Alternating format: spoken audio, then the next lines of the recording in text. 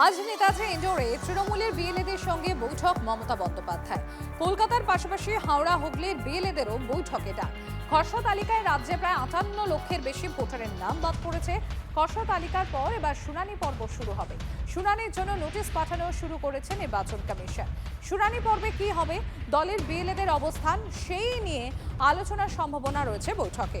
দলের বিএলএদের কি নির্দেশ দেবেন তৃণমূল নেত্রী? বিএলএদের নিয়ে যখন মমতা বৈঠক করবেন সেই সময় বিধানসভায় উপস্থিত থাকবেন বিরোধী দলনেতা শুভেন্দু অধিকারী।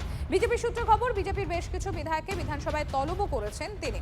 সৌরভ গুহ আমার সহকর্মী রয়েছেন আমাদের সঙ্গে। সৌরভ, একটু আগে যখন তোমার সঙ্গে কথা ছিল তুমি যেটা জানাচ্ছিলেন যে মূলত বিএলএ 2দের সঙ্গেই মুখ্যমন্ত্রী মমতা বন্দ্যোপাধ্যায়ের আজকের এই বৈঠক হতে চলেছে।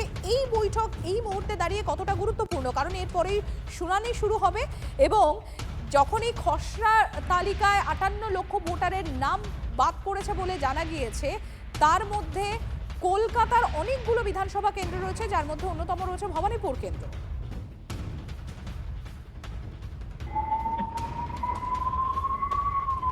সৌরভ, শুনতে পাচ্ছ?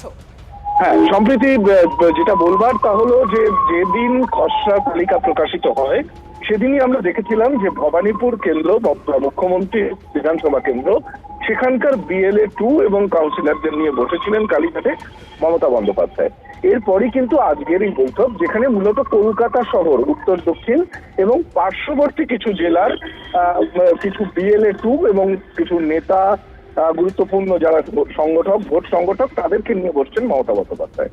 এসআইআর এর যে খসড়া তালিকা বাদ গেছে, সেক্ষেত্রে কলকাতায় কিন্তু বহু নাম বাদ গেছে এবং 15 বছরের তৃণমূলের শাসনে এখানে একটা অ্যান্টি ইনকামবেন্সির হাওয়াও কিন্তু রয়েছে। সেই জায়গা থেকে দাঁড়িয়ে ভোটার লিস্ট একটা গুরুত্বপূর্ণ হাতিয়ার এবং সামনেই শুরু হচ্ছে শুনানি। এই শুনানিতে বিএলএ 2দের ভূমিকা কি থাকবে, দলের ভূমিকা কি থাকবে, তা স্পষ্ট করবার জন্যই আজকে মমতা বন্দ্যোপাধ্যায় এই গুরুত্বপূর্ণ বৈঠক ডেকেছেন। যতদূর জানা যাচ্ছে যে এই বৈঠকে কিন্তু মোবাইল বাইরে রেখে প্রত্যেককে ঢুকতে হবে, অর্থাৎ একটা গোপনীয়তা কিন্তু রক্ষা করা হচ্ছে এবং মমতা বন্দ্যোপাধ্যায় কি ভাষণ দেন, কি বার্তা দেন, সেদিকে তাকিয়ে রয়েছে তৃণমূল শিবির। সমৃদ্ধি। ধন্যবাদ সৌরভ।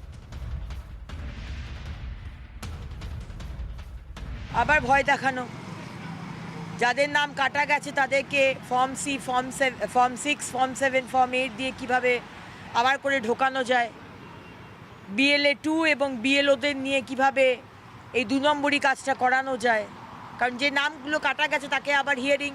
আজকে সাউথ 24 পরগনায় বলা হচ্ছে 22 লক্ষ মানুষকে হিয়ারিংয়ে ডাকা হয়েছে।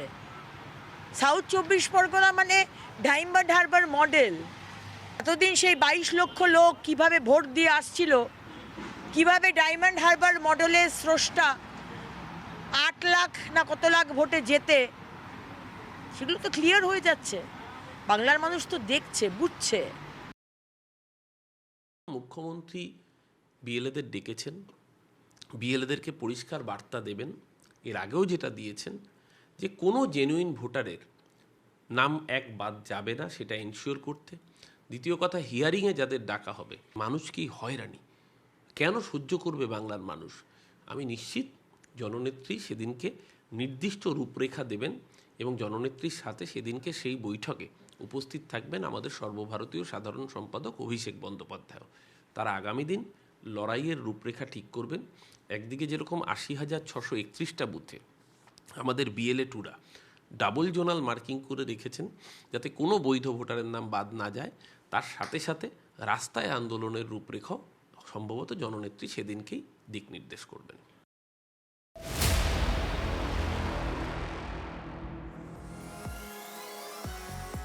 আজ মাইক্রো অবজারভারদের নিয়োগ করবে নির্বাচন কমিশন। আগামী বুধবার নজরুল মঞ্চে প্রশিক্ষণ নেবেন তারা।